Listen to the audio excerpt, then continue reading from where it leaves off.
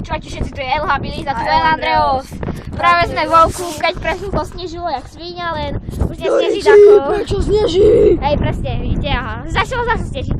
A pre chvíľku tak fúkalo, ty koko, že ma odhodilo do plotu. Normálne. Ale jalo riadne. Vidíte, aha, zase sneží. Ideme behať cez túto preliesku. Hej, sa vidíme.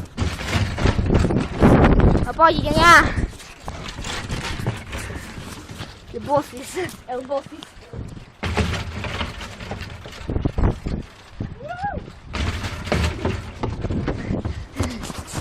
Kde tu je okienko super a tu výhľad, aha, vidíte?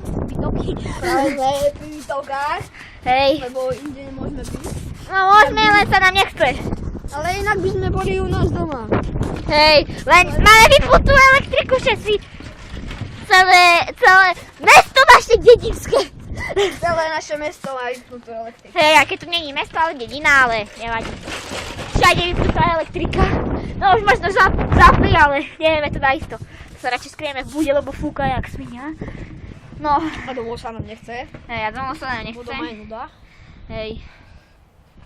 No to je na taký zážitok, čo sa mi stalo asi pred 2 hodinami. Šli s kamarátom. Druhý kamarát nemôže ísť vonka, ale je teplý. Vidíte tam tú cestu, no tak tam hore sa dá ísť ešte vyššie ku letisku nášmu.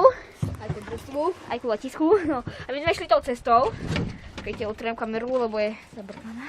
No, sme šli tadiaľ a začalo fúkať a liať. Tak my sme sa rozbehli a mňa odhodilo do plotu, ty kokos. Jako dulo, len také ste počuli také...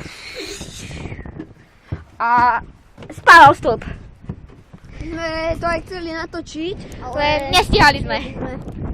Chceli sme natočiť, ako začína snežiť, ale nestihli sme. Hej. Nemali sme ani mobil. Aha, vidíte, aha. Medit.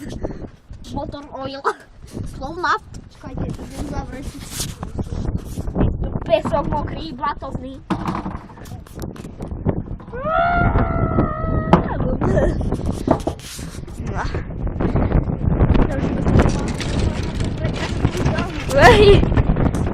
Ja tu je nakreslenie kriedov.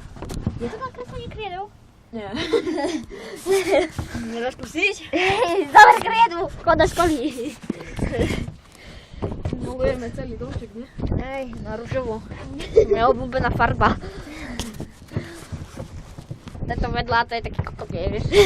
Ale táto si A robí. ty si čo? Ja som... Ja ho na rozdiel od teba mám. Veď aj ja. Som Martinel. Wow. El Martineri.